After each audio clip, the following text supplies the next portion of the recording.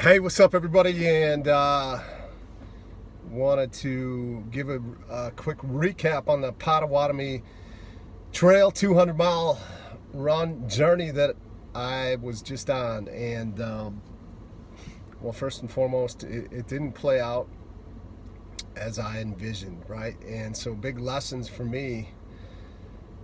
I pushed hard for this. I did a lot of work. I trained a lot. I put a lot of miles in. I ran a lot on the treadmill, which I despise the treadmill. But I really went all in on this process. And sometimes in life, right, you go through, you envision, you have a goal of what's going to happen, what's in front of you, what you're going after to accomplish, and then it completely happens some other way that you totally didn't see happening, right? And that's life. That's truly life. And so, in this journey, reading the book, The 100-Mile Mindset, and watching all of these videos that I've put together to log, my experiences, my journey over the last 2.5, 3 years from the time of this video, growth, expanding, pushing myself physically, seeing how that's overflowed into all the other areas of my life. It's really helped me in the wins and in the losses, and this one's a loss, and it's okay to lose, it's okay to fail. Like, the perspective of a lot of people that I held for myself for a long time, and failure was, there's this negative thing that you want to go through life and not fail, right? John Maxwell, Failing Forward, a very popular, significant book on this very subject, and just about how failure is necessary to get us to where we want to go. And a lot of times things are going to happen that are totally out of your control. Inside of the Potawatomi 200, I showed up, I was prepared, like I said, I've done all the work, and come to race day and it's raining. It started raining about 3 hours before the event took place, all the way through midnight of that first night. And it's a 10-mile loop, it's a trail course, all the wrong, up and down the river bottoms, going through a river, this big loop, 10 miles. And the first loop was okay. And the second loop was just a sloppy mess. It was almost 2 times the energy just to an output physically because of the course and because of the mud and the rain than it would be had it not been raining and had it been just a dry, normal course. And so sometimes you got to go through life and you got to put in this extra effort, expend yourself more than you normally would, depending on the circumstance, depending on what's going on in your life. And sometimes you just have to continue to move forward, but you have to be able to move and move carefully. And in this circumstance, it's the middle of the night, it's pitch black, all you have is a headlamp. You're going like down very steep and up very steep hills that are muddy and wet and no traction. And I slipped, or almost slipped and fell, over 100 times in these 3 loops. And on the third loop, it happened again, and I went down and I tried to catch myself, and I twisted my knee, and to the point where I couldn't continue. And there's a lot of thoughts around that, a lot of stories of discouraged, embarrassed, ego taking a hit, right? Painful. Man, I've pushed so hard. Why does this have to happen to me? I put this message out that I was going to go and do this, and I was certain that I would finish, and now I'm not. And what are people going to think? And just all these thoughts and stories that consume us if we allow it. The other choice is to take the other route, right? Which is the one that I choose to take, which is, hey, all the preparation that I put in, all the miles that I logged, all the work that was done, it's not for naught. I still benefit from all of that work. Even though I didn't go 200 miles that day, I'm still in a better place today because of all the work that I've done leading up to it, right? And a lot of times when we fail, we're so focused on the goal that we forget all the work that we put into it that has actually helped us to grow and to move forward.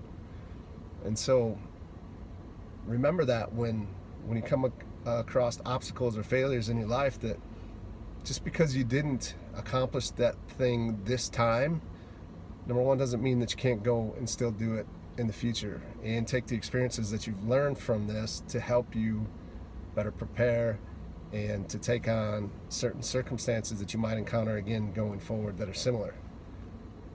And the other thing is not to allow these things that happen to us that don't go the way that we would like them to quiet us, to silence us, right? Because we can tend to want to pull back and hide and silence and not go out to social media, or to not let people know what happened because of the stories that you've had, but instead to use those to continue to share your story and your path and your journey, because being real and honest about not just the wins but also the wins and the losses is what people really can relate to, because it's life. That's what we all deal with. And so those are really my biggest takeaways. All the work that I did was not for nothing. Oftentimes things are not going to play out how we envision them to, and it's really a decision there for you on how you decide to react to that and continue to move forward. And the other thing is a big part of the reason that I really put this out there was on local TV, posting quite a bit, emailing about this journey, is because number one, that's what I do as a coach and a leader and a speaker, is spread a message to help impact and inspire others, but also was raising some money for a great local charity close to us called Next Chapter Ministry here in Rochester, Minnesota, that we raised $15,000 for. And the men and the women and the youth that are going to be impacted through the Next Chapter Ministry, they don't care if I ran them a mile or 200. That money that was raised, that $15,000, is going to impact them just the same, whether I completed this or not. And so that just puts life into perspective, right? Which also reminds you that, like, we're not as important as we really think that we are. People, as much as you think people are focused on you and what you're doing and your failures and your wins, they have enough going on in their own life to worry about and think about and be concerned about, but they're really not thinking about you. So we're just not as important as we think we are. Not to mean that we're not important, not to mean that I don't impact and inspire others and that people aren't watching, but they are. But to truly own everything about you, all of your journey. This is what the Potawatomi 200 has been for me, and I don't know what's next for me. I believe that I most likely will go and run 200 miles at some point. I don't know when yet. Taking a little time to reevaluate, reassess what I'm going to do moving forward. But that's the other thing. I'm not gonna, just because of this doesn't mean that I'm going to stop doing these types of things, because I see the maximum benefit and impact in doing that and pushing myself physically, again, because I just see it, how it overflows and impacts me in all of the other areas of my life, as a father, as a husband, as a business owner, spiritually, my connection with God.